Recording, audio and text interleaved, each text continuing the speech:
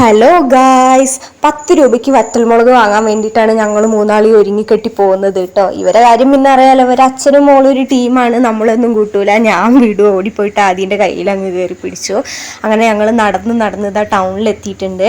ആദ്യക്കുട്ടീൻ്റെ കൈ ഞങ്ങൾ രണ്ടാളും പിടിക്കുകയാണെന്നുണ്ടെങ്കിൽ ആദ്യം ഇതാ ഈ ഒരു തൂങ്ങലാണ് ഗായ്സ്. അങ്ങനെ ഞങ്ങൾ നേരെ ഒരു ബേക്കറി തന്നെ ആദ്യം പോയിട്ടുണ്ട്.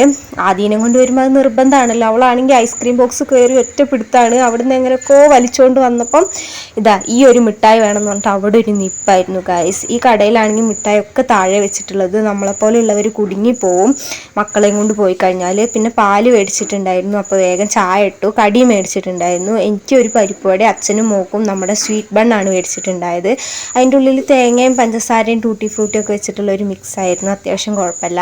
അങ്ങനെ എനിക്ക് അവനൊരു കടി തന്നിട്ടുണ്ട്. ഞാൻ പരിപ്പ് വടയാണല്ലോ വാങ്ങിയത്.